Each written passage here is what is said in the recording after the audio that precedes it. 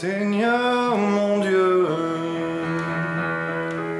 c'est le bonheur pour toujours. Seigneur mon Dieu, tu remplis mon cœur de ton amour. Bonjour à tous. Je pense que vous allez bien par ce dimanche ensoleillé. Il pleut pas, mais il fait un peu gris, un peu de soleil, un peu gris, un peu de soleil. Mais il paraît que demain c'est l'automne, non? C'est ça, Dominique, hein? Bon, ben voilà, c'est l'automne. Ben, c'est normal. On a juste oublié l'été. On est passé du printemps à l'automne. Bien, Actes chapitre 3, versets 19-21.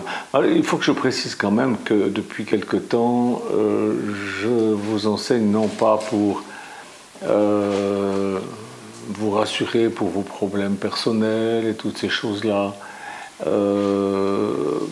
parce que j'ai quelque chose à dire d'important à l'Église de Jésus-Christ. Je ne dis pas que vos problèmes ne sont pas importants, mais il y a... Vous connaissez déjà tellement de choses au sujet de la foi et de comment vous en sortir. Ce qui est important maintenant, c'est la vision globale de l'Église et c'est ça que j'enseigne depuis quelques semaines. Et donc on va continuer pendant encore un peu de temps. Donc on reprend Acte 3, verset 19, verset 21.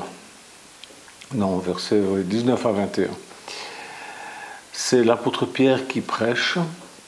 Après avoir guéri un homme au nom du Seigneur Jésus-Christ, et il parle aux gens en disant « Repentez-vous et convertissez-vous donc pour que vos péchés soient effacés, afin que des temps de rafraîchissement viennent de la part du Seigneur et qu'il envoie celui qu'il vous a été destiné, Jésus-Christ. » Mais Jésus-Christ était déjà venu.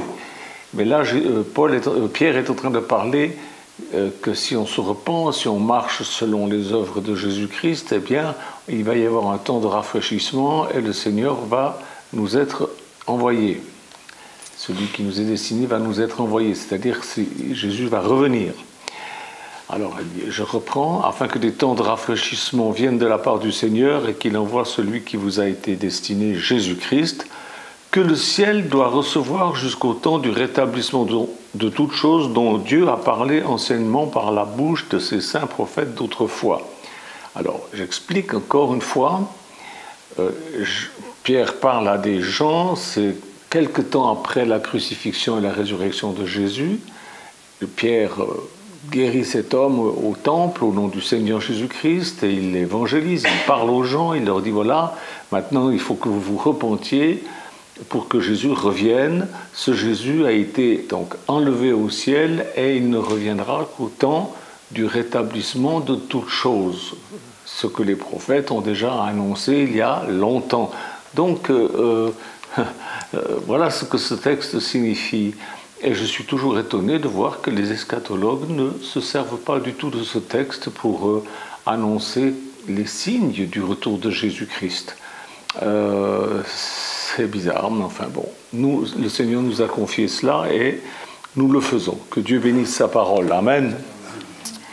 Donc l'autre jour, je vous parlais du fait que l'Église a besoin d'une guérison, d'un rétablissement, parce que le rétablissement de toute chose, c'est la remise en place dans l'ordre normal, l'ordre voulu par Dieu, de toute chose, mais aussi c'est le mot rétablissement, ça veut dire guérison, guérison un peu pas instantané, mais un rétablissement. Hein.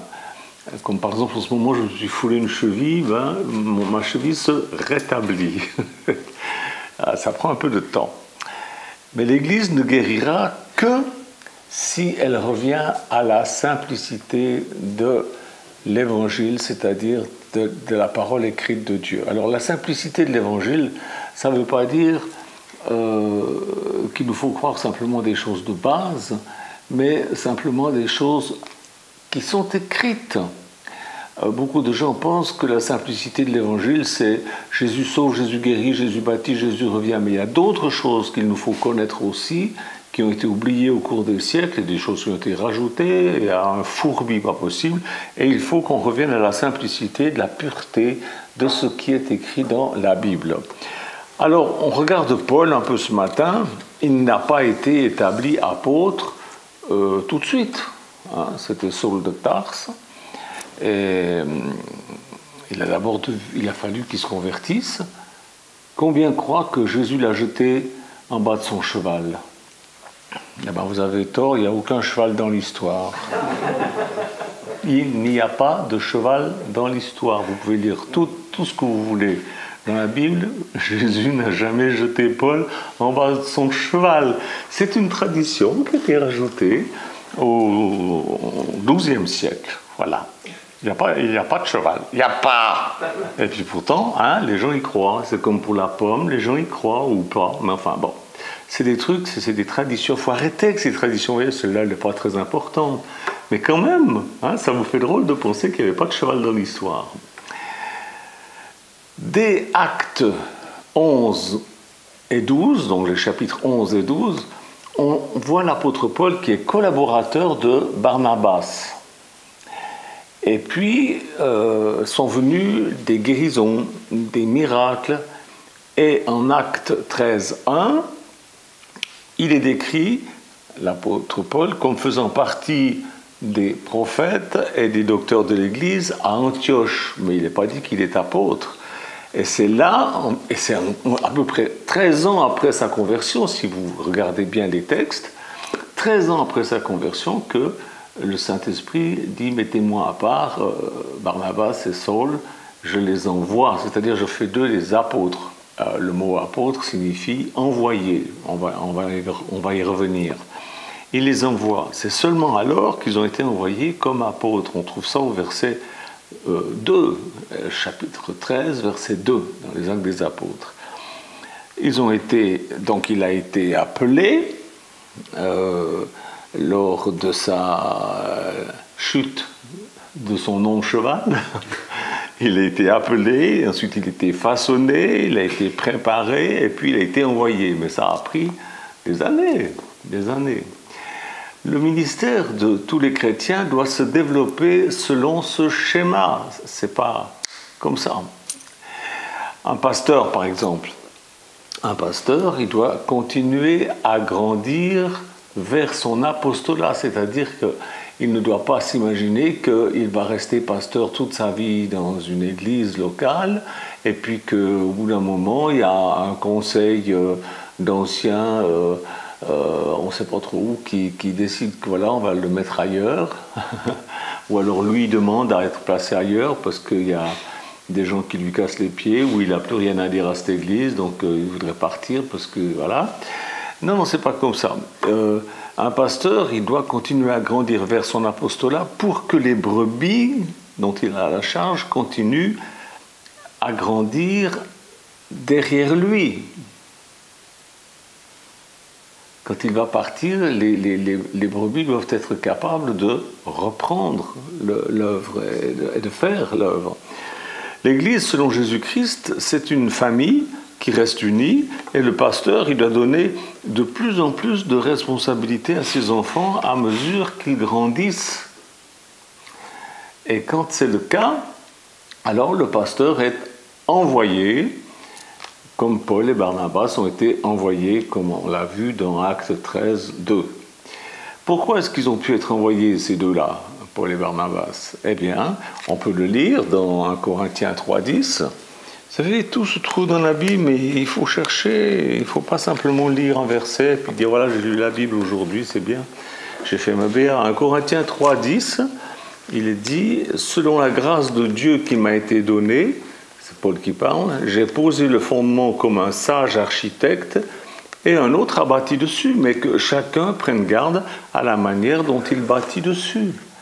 Donc l'apôtre Paul était un sage architecte qui a posé un fondement, et puis ensuite il est parti parce qu'il était envoyé quelque part, et puis d'autres ont construit sur le fondement que l'apôtre Paul avait placé. Et ce fondement, c'est Jésus-Christ. Alors, il a pu être envoyé parce qu'il était d'abord un sage architecte qui avait posé un bon fondement. Il n'a pas été jeté en bas de son cheval pour être ensuite apôtre tout de suite. Non, non, non, pas du tout. D'autres se sont mis donc à construire sur le fondement que l'apôtre Paul avait établi avec Barnabas, et Paul et Barnabas ont pu être apôtres. Alors apôtre signifie envoyer pour propager, ça signifie aussi envoyer pour défendre. Envoyer, un apôtre c'est un envoyé chargé d'une mission. En grec c'est apostolos, en hébreu c'est shaliach. Envoyé plénipotentiaire. Qu'est-ce que ça signifie cette bête-là? Ça veut dire que c'est un envoyé qui a les pleins pouvoirs et l'habileté pour faire et dire. Voilà, mais quelqu'un qui est un jeune converti ne peut pas... Moi je vois en Afrique ils se bombardent d'apôtres. Moi ça me fait frissonner, ça me fait peur.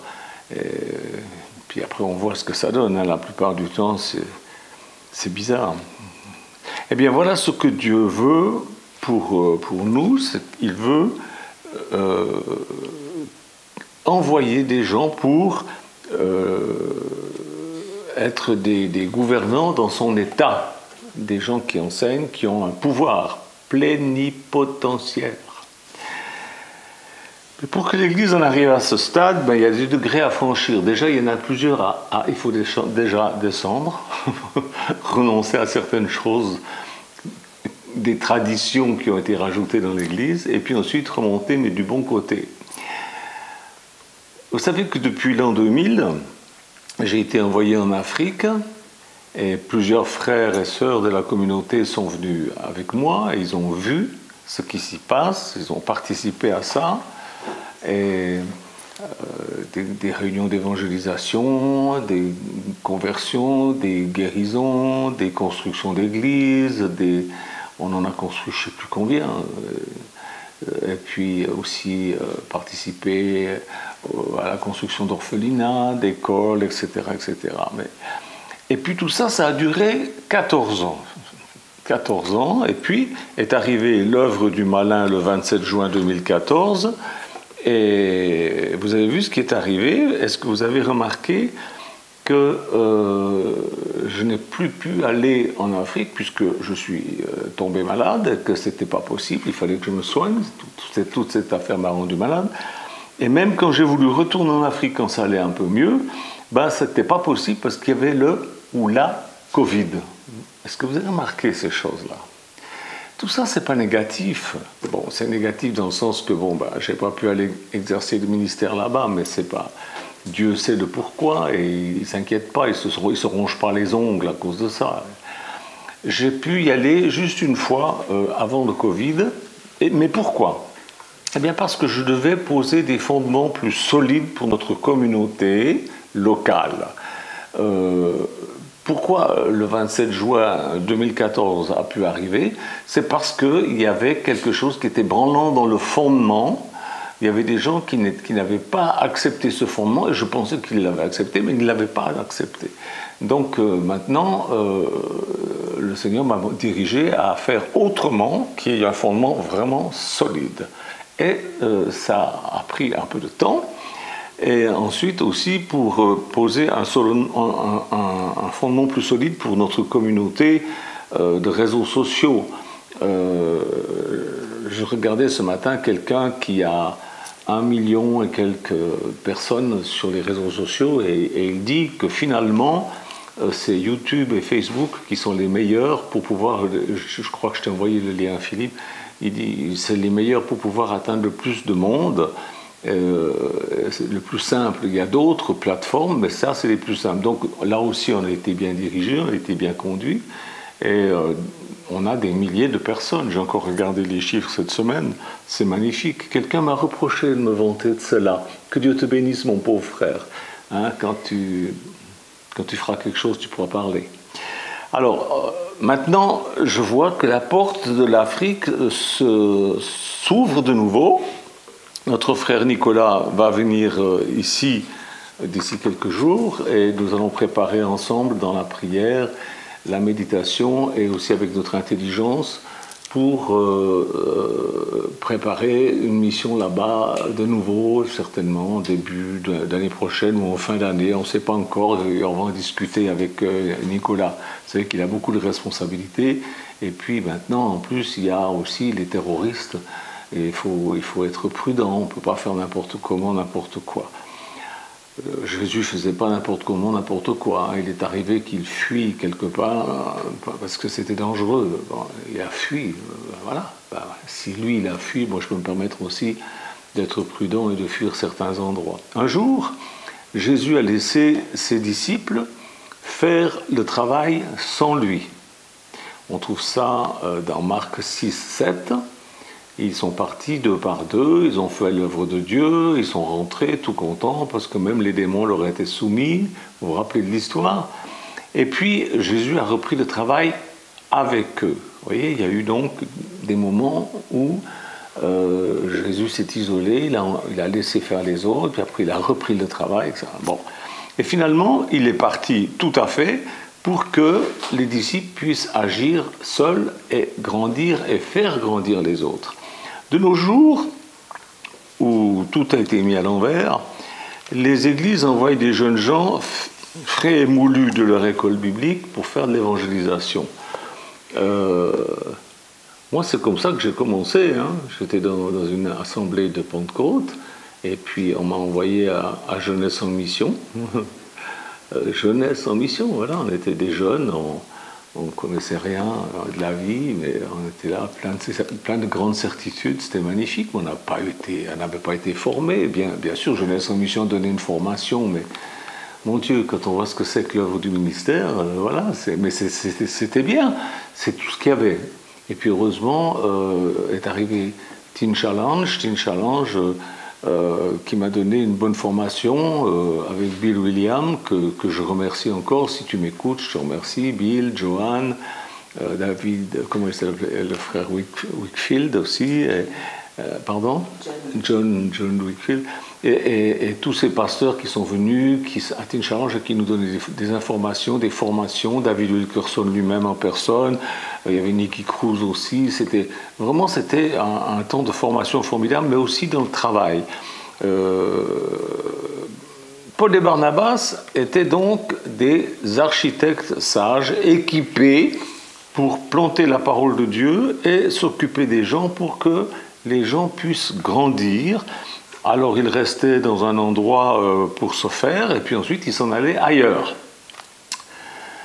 Et puis après 2-3 ans, si vous regardez les Écritures et que vous épluchez un peu, vous allez voir que Paul, il parle avec Barnabas, on va dire ce qu'il lui dit.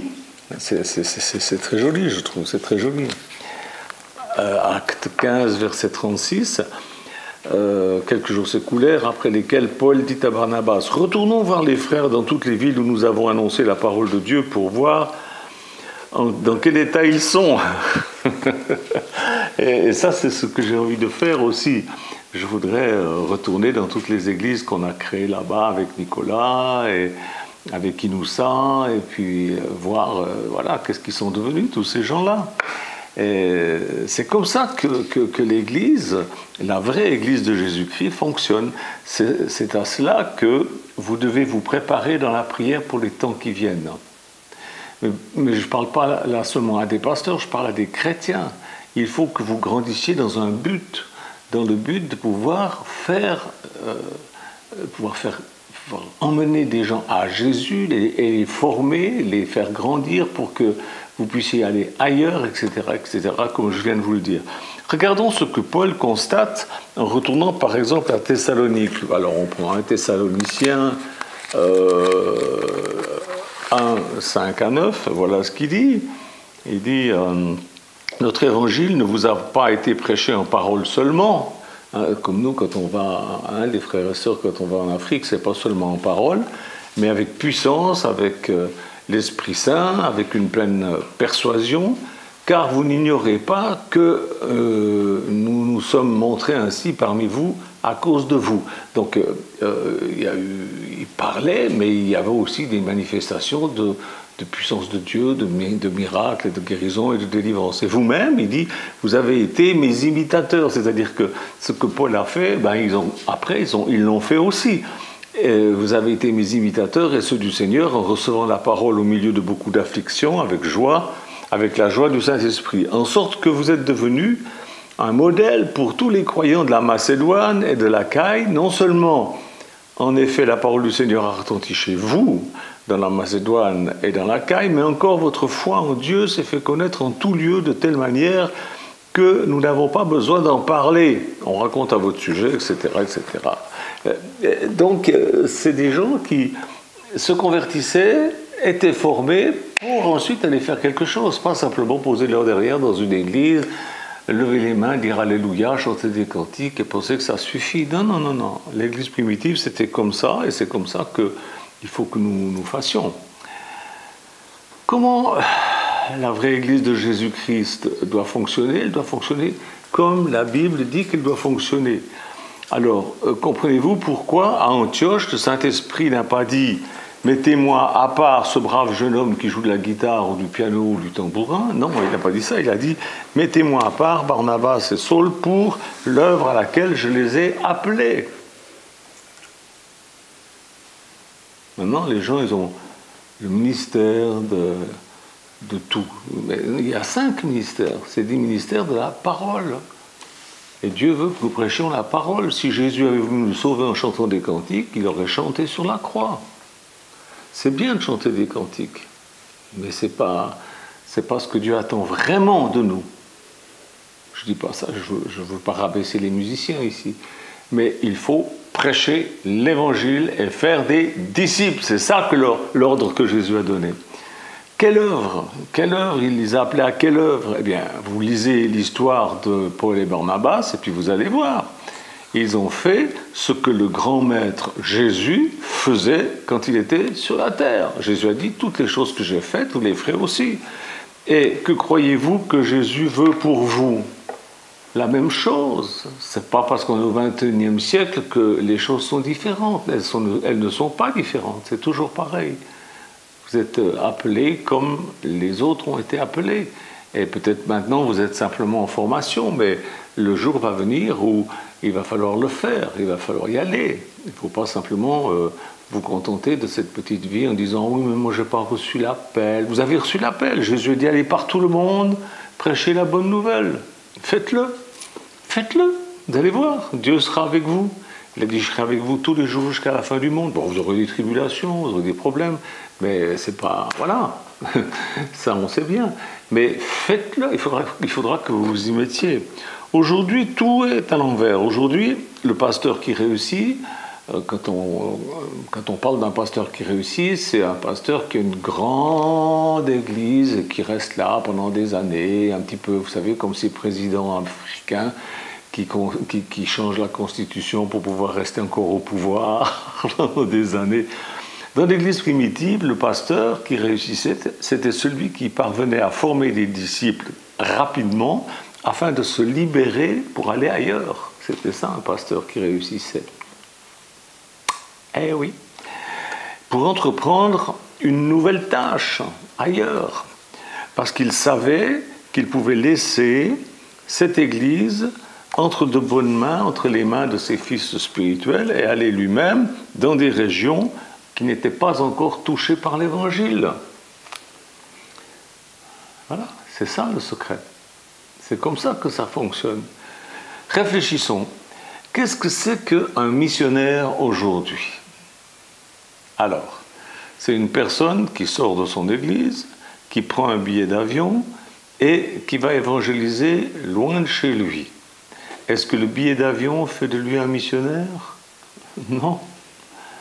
Et le fait d'être loin de chez lui, c'est ça qui fait de lui un missionnaire? Non. Un missionnaire n'a pas besoin d'avion pour être missionnaire, et il peut être missionnaire autour de chez lui. Regardons Actes chapitre 1, verset 8. Actes chapitre 1, verset 8. Qu'est-ce que Jésus dit? Vous recevrez une puissance, le Saint-Esprit survenant sur vous, et vous serez mes témoins à Jérusalem, dans toute la Judée, dans la Samarie et jusqu'aux extrémités de la terre. Après avoir dit cela, il fut enlevé, élevé pendant qu'ils le regardaient, et une nuée le déroba à leurs yeux. Qu'est-ce que Jésus leur dit? Il leur dit, vous allez recevoir une puissance, le Saint-Esprit, survenant sur vous, et vous serez mes témoins. C'est-à-dire, vous ferez les choses que j'ai faites, mais vous n'allez pas aller les faire à Tombouctou ou n'importe. Non, vous allez les faire d'abord à Jérusalem, là où vous êtes. Puis ensuite en Judée, un peu plus loin, en Samarie, et puis partout jusqu'aux extrémités de la terre. Mais si vous ne commencez pas à faire autour de chez vous, si quand vous rencontrez quelqu'un, vous ne lui parlez pas de Jésus, et vous ne serez jamais un missionnaire en Afrique, vous ne serez jamais un missionnaire, Dieu ne va pas se servir de vous. Qu'est-ce que vous voulez qu'il fasse avec un bonhomme et une bonne femme qui n'est pas fichu de parler à ses voisins de Jésus? C'est la chose la plus importante. Regardez bien cette personne. Elle a encore quelques temps à vivre, et puis elle va passer de l'autre côté. De quel côté va-t-elle passer? Et vous serez responsable. Son sang sera sur vos mains si vous ne lui avez pas témoigné de l'amour de Jésus-Christ pour son salut. Pensez-y, c'est sérieux. Ne comptez pas sur votre bon pasteur pour le faire. C'est vous qui devez le faire. Je me rappelle, quand je me suis converti, il y avait un homme qui s'appelait Fritz Blaser, qui m'avait donné des bandes de Osborne. Alors, j'allais chez tous les gens pour faire écouter Osborne, parce que je trouvais que c'était formidable ce qu'il disait. Il faisait de l'évangélisation, et à la fin de la prédication, sur la bande, il disait aux gens, « Avez-vous compris ce que je dis? Si vous avez compris ce que je dis, mettez votre main sur votre cœur, et je prierai pour vous. » Alors les gens, dans les salons, dans les salles à manger, dans les cuisines, partout où j'allais, ils faisaient ça, ils mettaient leurs mains sur leur cœur. « Fermez vos yeux, je vais prier pour vous. » Et ils priaient la prière du pécheur repentant. Et j'en ai plein de gens à Jésus avec ça. Et puis un jour, le magnétophone s'est mis en panne, la bande s'est déchirée, j'étais dans tous les étaient fichu. Alors qu'est-ce que j'ai fait? Eh ben, j'ai dit, moi, depuis le temps que j'entends cette bande, je vais la dire moi-même, donc je ne prenais plus mon magnétophone, j'allais chez les gens, et puis je disais le message d'Osborne, mais exactement mot pour mot comme lui, parce que je trouvais que c'était tellement bien, il ne fallait rien changer. Et puis à la fin, je disais, mettez votre main sur votre cœur. Et il le faisait. Répétez après moi la prière de la repentance. Et il le faisait. Et il se convertissait la même chose que si c'était le frère Osborne qui le faisait. Puis un jour, j'en ai eu un petit peu marre. Je me suis dit, mais je peux le dire à ma façon, avec ma personnalité. Et puis c'est comme ça que j'ai travaillé. Et c'est comme ça que finalement, j'en suis arrivé à devenir internationalement connu.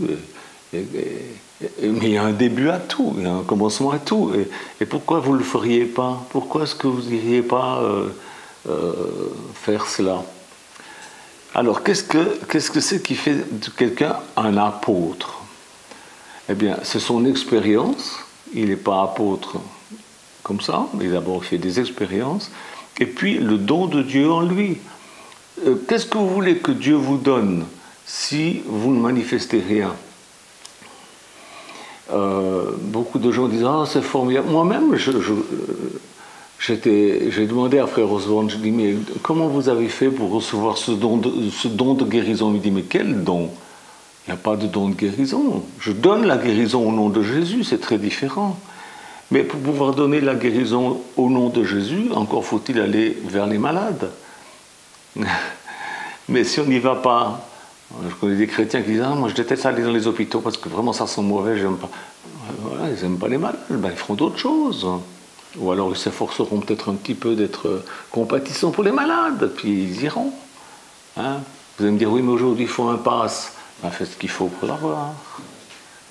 Ou alors faites autre chose, il y a des malades, il y en a partout, il y en a dans votre rue, dans votre immeuble, il y en a partout. Et puis commencez à donner la guérison au nom de Jésus à ces gens-là, puis vous verrez le don de Dieu que vous avez. Avec l'expérience, Dieu va vous envoyer ailleurs.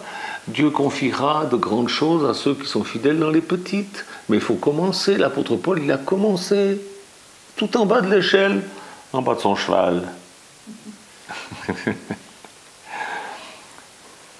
L'expérience, le don de Dieu qui est en vous et qui va vous permettre d'établir une stratégie pour former des ouvriers. Il y a peu d'ouvriers. On va me dire, mais non, il y en a beaucoup. Non, non, non, ce n'est pas des ouvriers, c'est des bricoleurs. Ce n'est pas des ouvriers. Il y a beaucoup de bricoleurs dans l'œuvre de Dieu, mais il n'y a pas beaucoup d'ouvriers. Mes frères et sœurs, nous devons tous grandir. Là où nous en sommes, nous ne sommes pas encore arrivés. Il faut encore grandir. Nous devons quitter notre état d'enfance. Peut-être vous l'avez quitté, peut-être vous êtes dans un état d'adolescence. Il faut quitter cet état d'adolescence. Il faut devenir mûr. Il faut mûrir. On n'a jamais fini de mûrir. Nous devons prendre une bonne nourriture solide. Ça va vous embêter, parce que quand on est bébé, ça coule tout seul, hein, le biberon. Mais après, un steak, il faut le mâcher. Un bien facile. Oui, mais c'est tellement meilleur. Enfin, je sais pas, si vous préférez peut-être le lait. Il faut prendre une bonne nourriture solide, et puis jusqu'à ce que vous soyez vous-même équipé, et que vous puissiez aller pour équiper d'autres personnes, pour étendre le royaume de Dieu. C'est ça le but que Jésus nous a donné. C'est ça que le but que... Alors, c'est pas en allant massacrer les gens qu'on étend notre religion. D'ailleurs, on n'a pas de religion. Mais on prêche un évangile de paix, d'amour, et puis ceux qui en veulent, ben, ils le prennent et ils sauront bien reconnaître si vous êtes authentique ou pas. Je sais que ce que je dis en ce moment, ça ne va pas avoir un impact. Ça ne va pas être mis en pratique dans les mois qui viennent au sein des églises organisées. Je le sais, je ne suis pas malade. Mais ce message est enregistré, il est filmé, et il aura un impact sur les vrais, sur les authentiques au moment de Dieu. Que Dieu bénisse ce que j'ai dit. Pour ce qui concerne notre communauté, nous savons où nous en sommes et nous faisons ce qui est écrit. Que Dieu soit béni. Amen. Merci Jésus de bénir mes frères et sœurs, de les aider à être responsables, pas simplement responsables des chants, responsables de la propreté dans l'église, ou responsables de compter la collecte, ou responsables de je ne sais pas quoi, mais responsables d'annoncer ta parole, de faire des disciples tels que tu as dit que nous devions faire. Tu as dit à tous ceux qui te croient en toi, vous ferez les choses que j'ai faites. Eh bien, Père, je te prie pour que chacun et chacune se mette au travail au nom de Jésus-Christ. Amen. Amen. Au revoir. À bientôt. Dieu vous bénisse.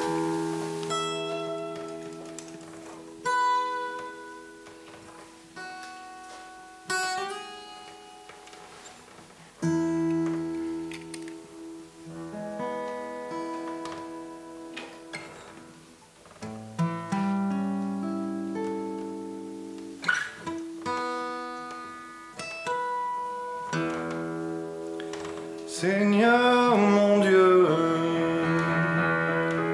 c'est le bonheur pour toujours. Seigneur mon Dieu, tu remplis mon cœur de ton amour. Tu vas sonner l'heure de ton retour. En moi tu demeures déjà chaque jour. Seigneur mon Dieu, c'est le bonheur pour toujours. Seigneur mon Dieu, tu remplis mon cœur de ton amour. Tu vas sonner l'heure de ton retour. En moi tu demeures déjà chaque jour. Seigneur mon Dieu,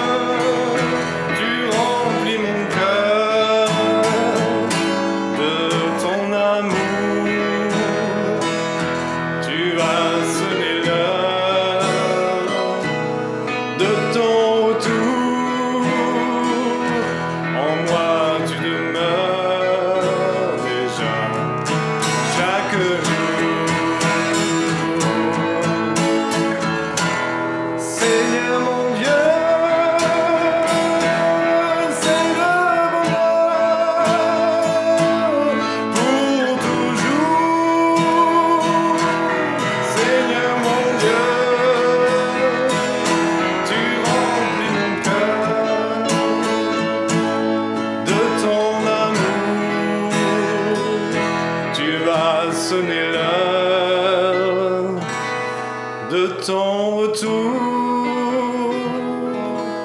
en moi tu demeures déjà chaque jour.